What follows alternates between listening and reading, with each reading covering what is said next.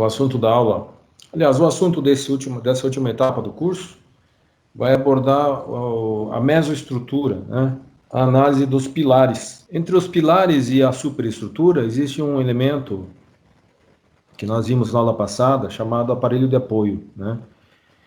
Ele é um elemento fundamental para que o dimensionamento dos pilares seja mais econômico. Ele pode absorver deslocamentos horizontais e, com isso, o pilar fica isento de receber cargas horizontais ou momentos fletores advindos da superestrutura, né?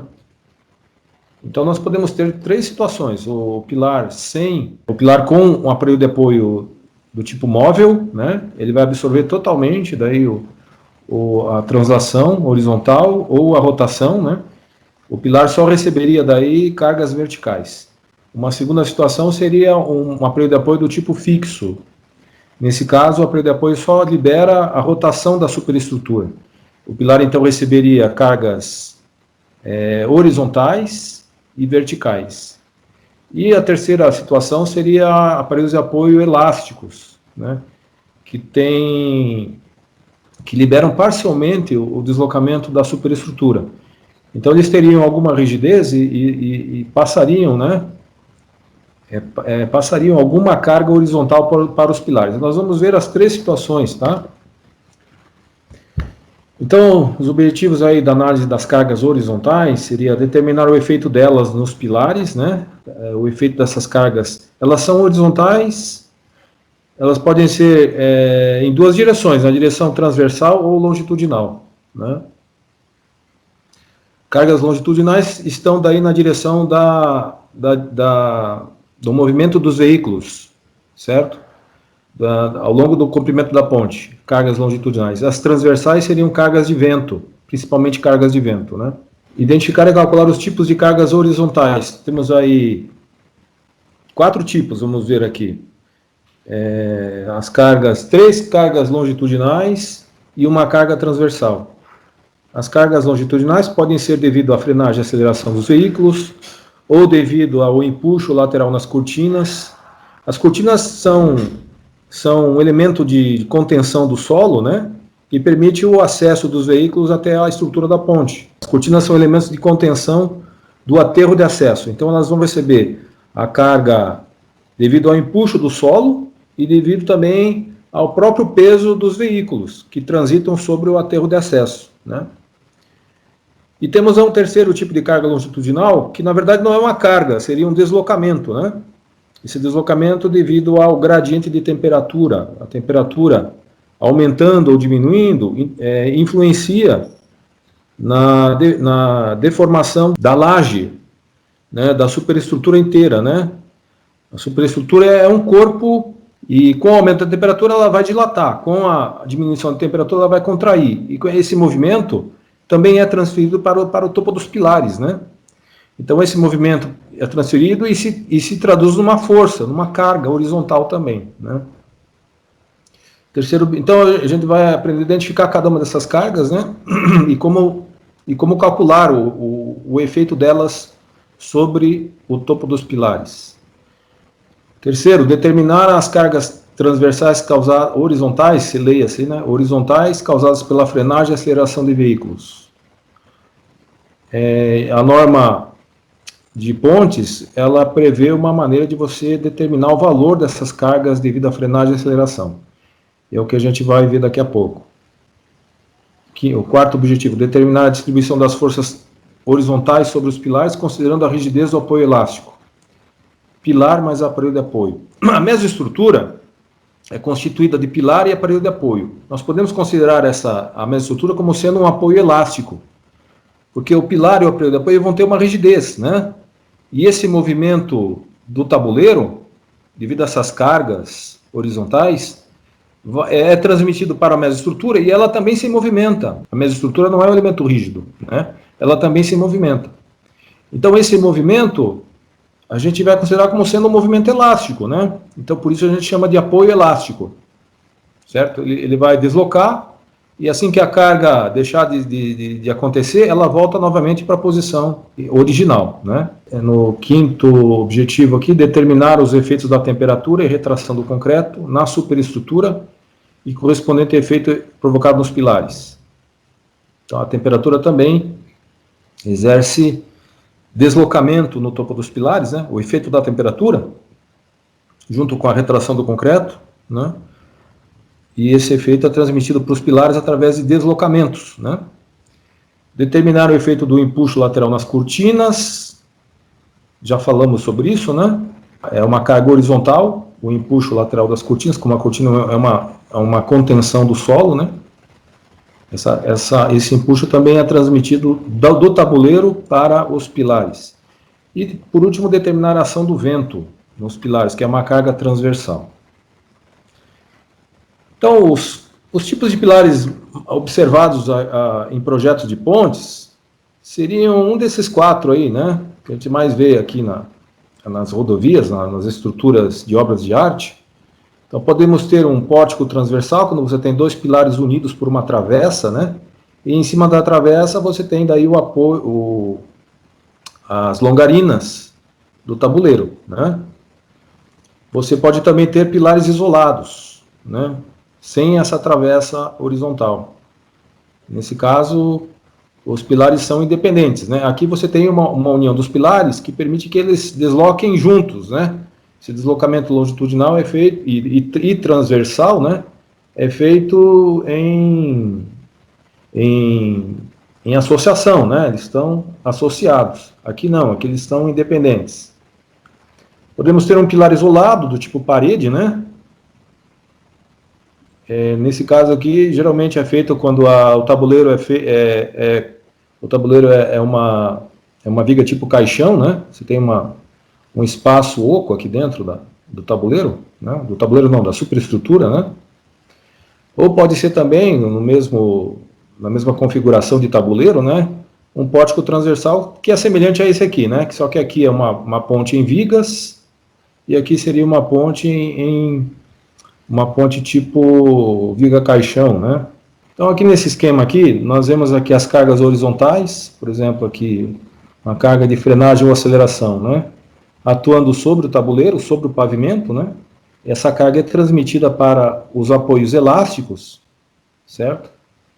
E os apoios elásticos reagem, né? De forma que você tem aqui o equilíbrio das forças aplicadas no tabuleiro e as reações dos pilares. É através do equilíbrio que a gente consegue determinar o valor das cargas horizontais aqui, né? Precisa determinar o valor da carga atuante, seja ela devido aos veículos, seja ela devido ao empuxo lateral das cortinas, que acontece aqui na extremidade do tabuleiro, né? Dos dois lados. Nós vamos determinar as reações dos pilares, que vai depender da rigidez desses pilares, né? Se o pilar é mais rígido, a força, a reação no topo do pilar vai ser maior. Essa rigidez vai depender do tipo de aparelho de apoio que existe no pilar, vai depender também do comprimento do pilar, da seção transversal do pilar, né, que determina aí a rigidez dele, né. Então, como é que nós determinamos a carga de frenagem e aceleração, né, que seria aqui a nossa primeiro tipo de carga horizontal? De acordo com a norma 7187, essas cargas vão depender do peso do veículo tipo, do peso das cargas móveis, tá? Elas são provocadas pela força de atrito, o atrito entre os pneus e o pavimento. Quando você determinava a força de atrito lá na física, você multiplicava a força normal. A normal seria uma reação normal, seria uma reação perpendicular ao chão, né? Com o mesmo valor da carga de peso. Daí você multiplicava essa normal por um coeficiente de atrito. Então, a força de atrito seria o coeficiente de atrito vezes a força normal, que é igual ao peso, né? Se o solo estiver na horizontal, seria o próprio peso do veículo, né? O próprio peso do objeto. Aqui não vai ser diferente. Aqui você vai ter o peso dos veículos multiplicado por um coeficiente menor que 1. Por exemplo, para cargas de multidão, né? Você vai ter 5% do valor da carga distribuída sobre o pavimento. Então, você vai considerar a largura do pavimento, né? E vai considerar daí o comprimento do vão entre os apoios. Então, você vai pegar aí a área de influência do pilar, vai multiplicar pela carga de multidão, que é uma carga de superfície, né? É uma carga por metro quadrado. Aí você vai ter a carga total, né? Então, 5% dessa carga seria aí o valor da carga devido à frenagem ou aceleração desse veículo. Você pode considerar essa primeira hipótese, 5% da carga de multidão, vai excluir também os passeios, vai considerar só a área do pavimento, né? Ou também uma segunda hipótese é considerar 30% do peso do veículo tipo. No caso aqui seria, por exemplo, para o veículo que vocês usam no trabalho, o TB 450, né? Vocês vão considerar 30% de 450 kN, que vai dar 135 kN. Então, o maior dessas duas hipóteses é a carga que vai ser considerada lá no dimensionamento do pilar. Ou 5% da carga de multidão, ou 30% do peso do veículo. Certo? Isso para as pontes do nosso trabalho, que são pontes rodoviárias. Agora, se forem pontes ferroviárias, a abordagem vai ser um pouco diferente, né? Considera-se 15% da carga móvel para a frenagem e 25% do peso dos eixos motores para aceleração. Isso no caso de pontes ferroviárias. Como é que acontece aí as cargas horizontais? Então você tem aqui a carga horizontal, que acontece aqui no tabuleiro da ponte, né? Essa carga horizontal, ela vai ter reações no topo dos pilares. A soma das reações no topo dos pilares vai ser igual ao valor da carga horizontal, da ação, né? Da ação da carga horizontal aqui, devido aos veículos, ou devido ao empuxo lateral das cortinas, ou a soma dos dois, né? Então, você vai sempre considerar esse equilíbrio da força da ação com a reação no topo dos pilares. E o que acontece? Como o tabuleiro é um corpo rígido, o deslocamento dos pilares sempre vai ser, para todos os pilares, vai ser o mesmo. Com a aplicação da carga, os pilares, como são apoios elásticos, eles vão deformar um deslocamento delta, que vai ser igual para todos eles. O deslocamento vai ser o mesmo para todos os pilares. O que vai determinar esse deslocamento? A rigidez do pilar. O que é a rigidez? A rigidez é como se fosse um coeficiente de mola. No encurtamento da mola, vai ser proporcional à força, né? O que vai relacionar essa variação vai ser o coeficiente de mola, que a gente chama de rigidez da mola, né? Aqui é a mesma coisa. O pilar vai ter uma rigidez igual à rigidez de uma mola. Então, como é que a gente equaciona todo esse problema aqui?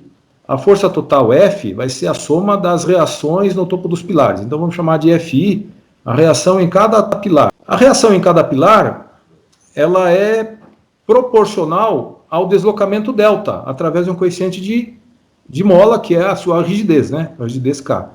Então, FI é KI vezes delta, onde delta aí é o deslocamento no topo do pilar, né? Como o deslocamento é igual para todos os pilares, eu posso tirar esse delta aqui e colocar em evidência nesse somatório, né? Então, o delta é constante, ele sai do somatório, né? Então, eu tenho delta vezes o somatório das rigidezes de cada pilar, né?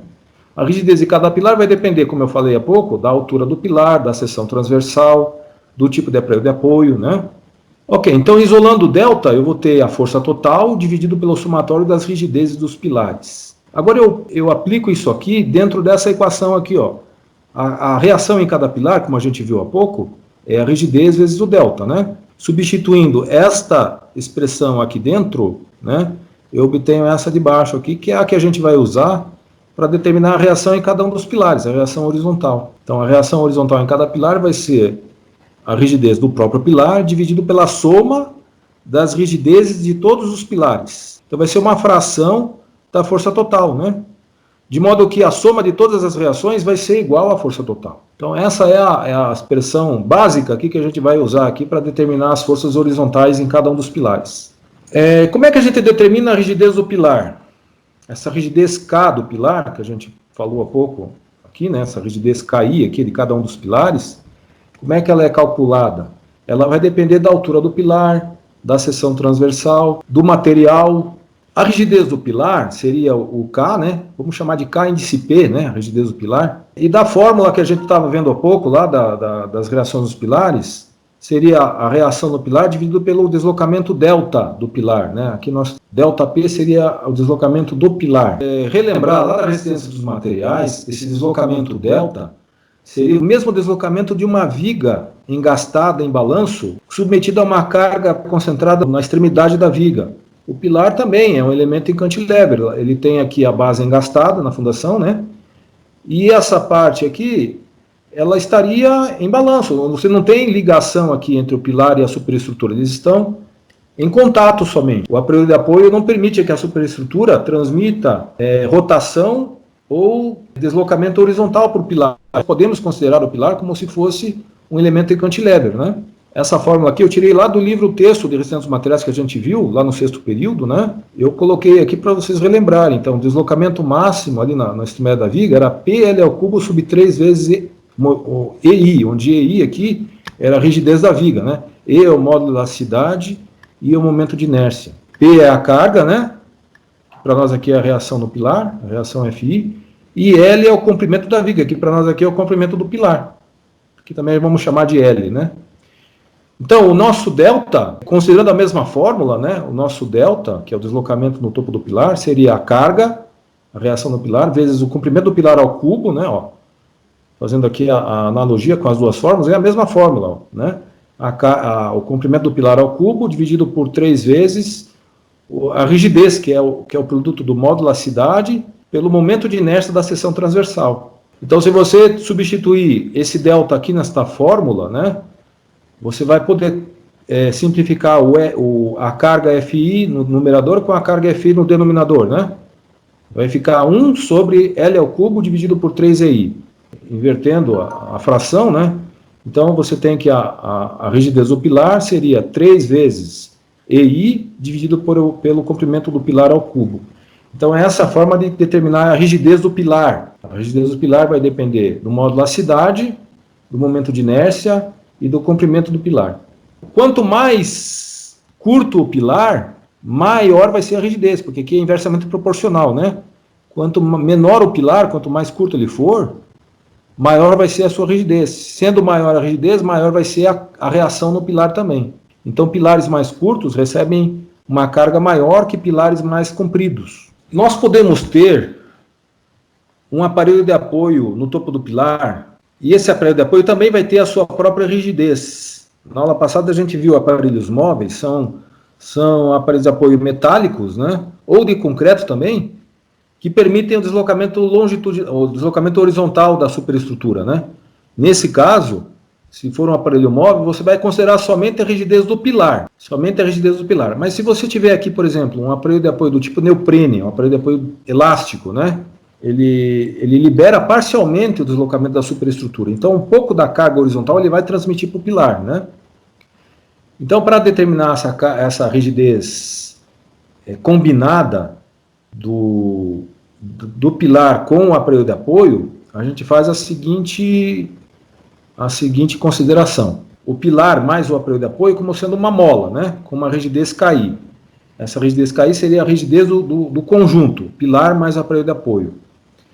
Esse deslocamento total, delta, seria a soma do deslocamento do pilar com o deslocamento do aparelho de apoio, né? O aparelho de apoio, se você for considerar aqui uma placa de neoprene, aqui, tá visto aqui uma placa de neoprene, né? Sujeito a uma carga horizontal, a placa de neoprene vai deformar, vai ter uma distorção, né? De acordo aqui com uma deformação de cisalhamento. Vai aparecer um ângulo gama aqui, né? Ele vai deslocar uma distância delta AI aqui, né? De acordo com esse ângulo gama, que é a deformação de cisalhamento causada pela força horizontal aí, né? Então, esse delta aí, somado com o delta do pilar, que a gente viu há pouco, né? É o delta total do apoio elástico, né? Então, equacionando isso aqui, nós temos que o delta do apoio elástico vai ser o delta do aparelho de apoio mais o delta do pilar, né?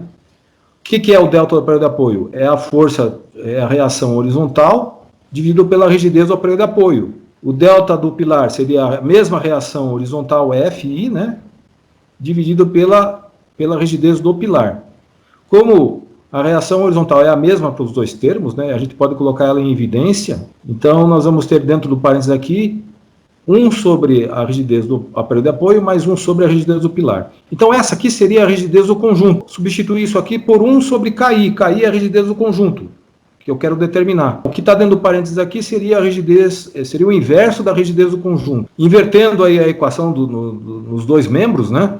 Eu vou ter do primeiro membro aqui o KI, invertendo a fração, e no segundo membro eu vou ter 1 sobre K, a rigidez do aparelho de apoio, mais 1 sobre a rigidez do pilar. Simplificando a expressão aqui, eu chego nessa expressão final aqui, onde a rigidez do apoio elástico, né, a rigidez do conjunto pilar mais aparelho de apoio, seria igual à rigidez do aparelho de apoio vezes a rigidez do pilar, dividido pela soma da rigidez do aparelho de apoio com a rigidez do pilar, né? Então é o produto pela soma. Fica bem mais fácil de memorizar e de utilizar, né? Então você determina aí a rigidez do conjunto, combinando a rigidez do aparelho de apoio com a rigidez do pilar através dessa expressão aqui. Como é que a gente determina a rigidez do aparelho de apoio?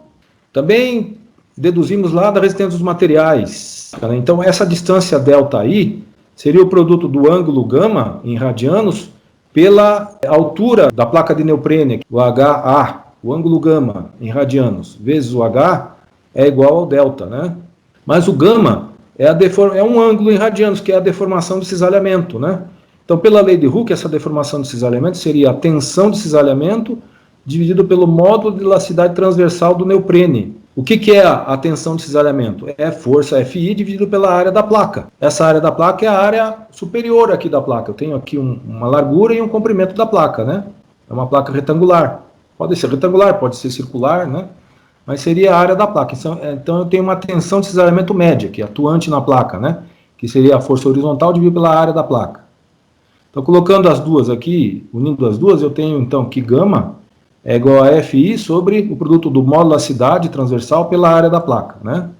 Substituindo o gama aqui na fórmula do delta, então colocando no lugar desse gama aqui essa expressão, né? Eu vou ter essa expressão aqui para o delta, né? O delta seria Fi vezes H, Fi é a reação horizontal, H é a espessura da placa, G é o módulo da elasticidade transversal do neoprene e A seria a área da seção transversal do apoio do neoprene, né? Agora, colocando essa fórmula aqui lá na expressãozinha da rigidez, né?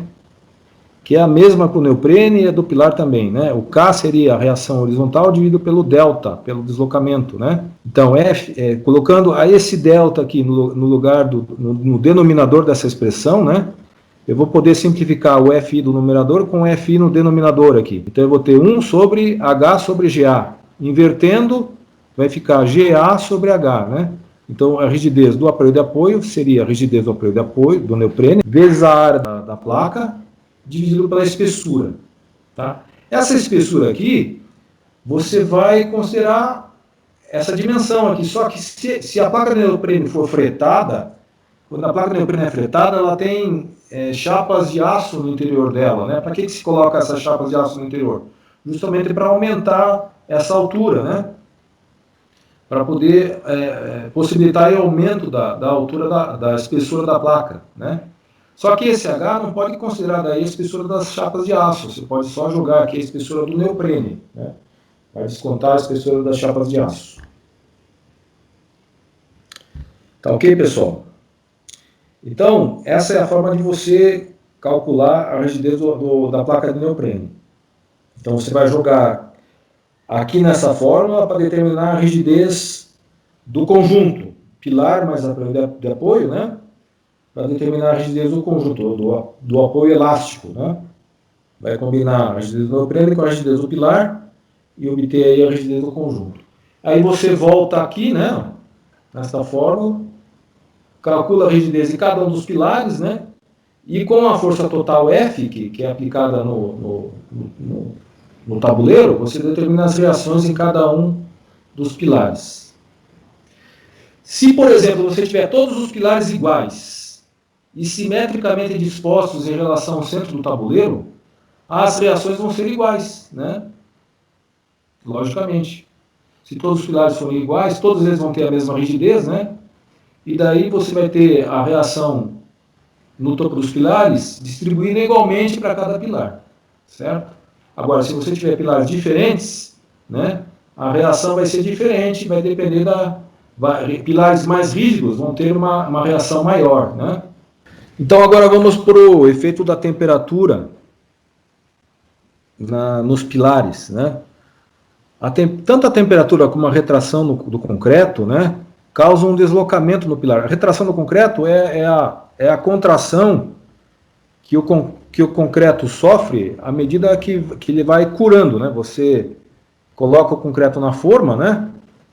Quando ele vai curando, ele vai perdendo água, né? A água vai evaporando e com isso o concreto vai diminuindo de tamanho, ele vai contraindo, vai retraindo, né?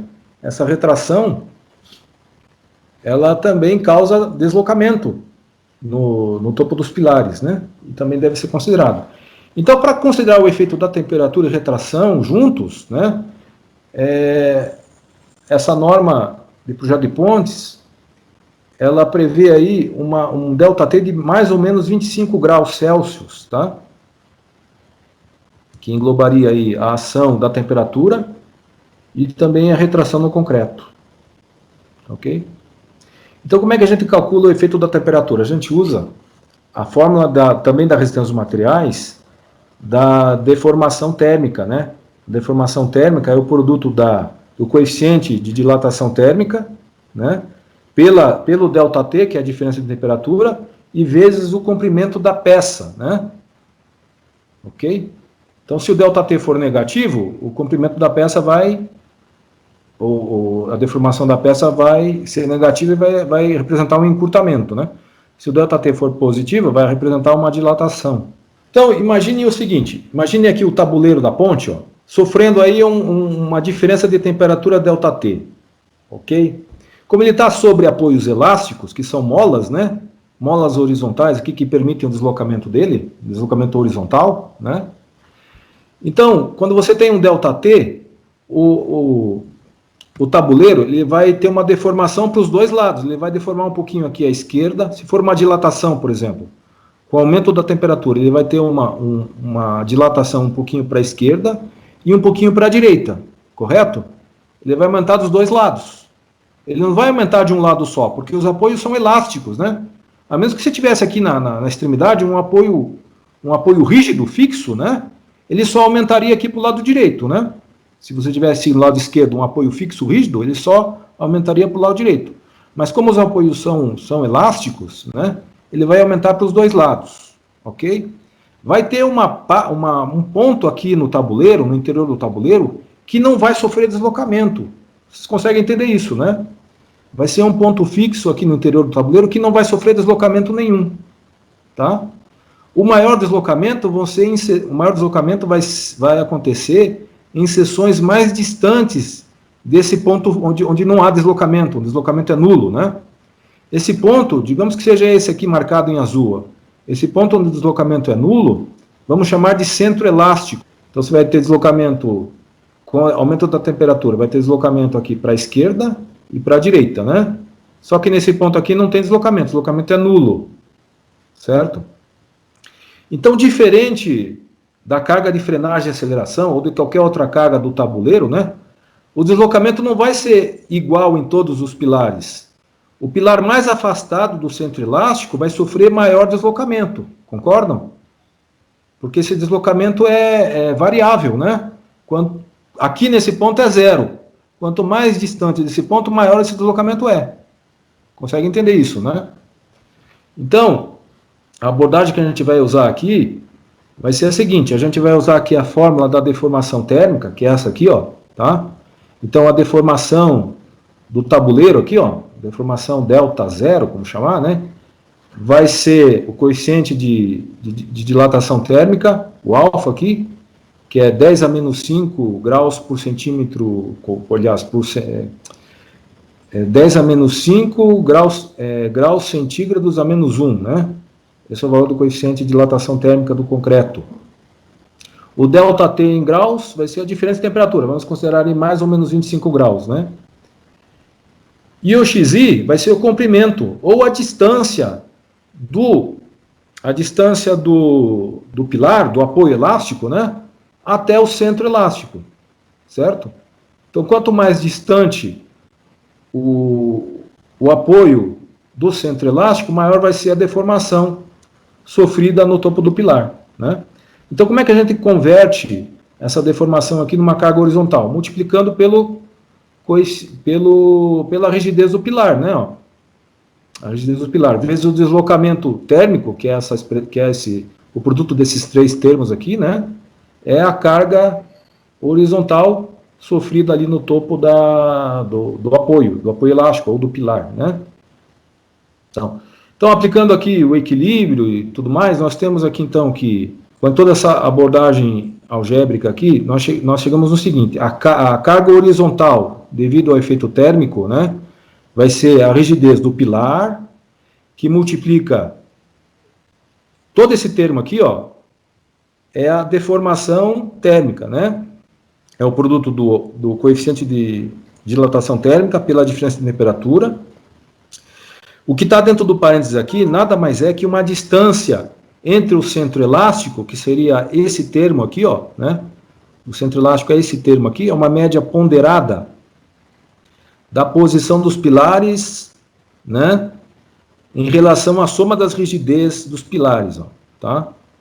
Então, é uma média ponderada. Você determina aqui a posição do centro elástico, né? Subtraído da posição do pilar, você vai ter a distância do pilar até o centro elástico. Na verdade, o que está entre parênteses aqui é a distância do pilar até o centro elástico, que é aquele ponto do tabuleiro que não sofre deslocamento com a variação da temperatura, tá?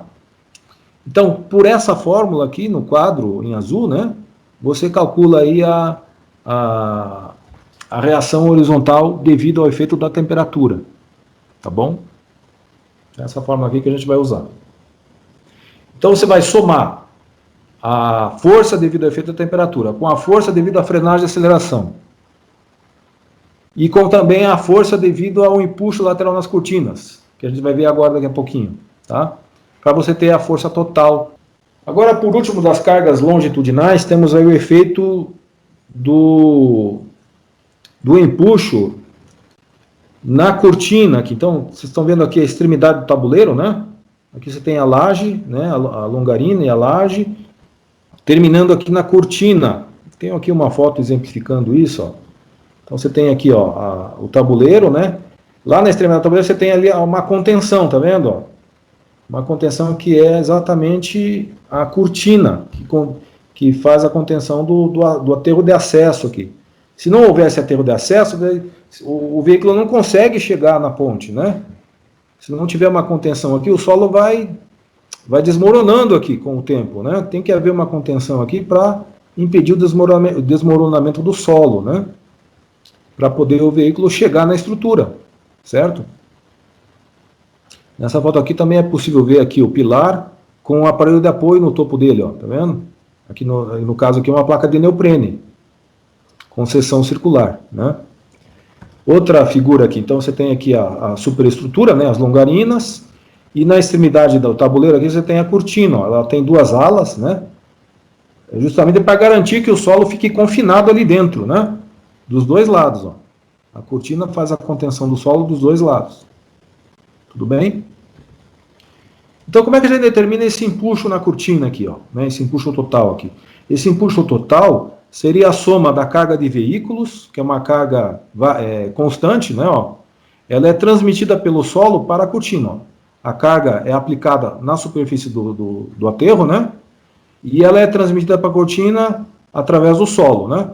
Então tem a carga dos veículos, que eu vou chamar de empuxo índice Q, né? O empuxo devido às cargas móveis. E também tem um empuxo devido ao peso do solo. Esse empuxo já é devido a uma pressão variável, né? Que segue aí a lei de Pascal, né?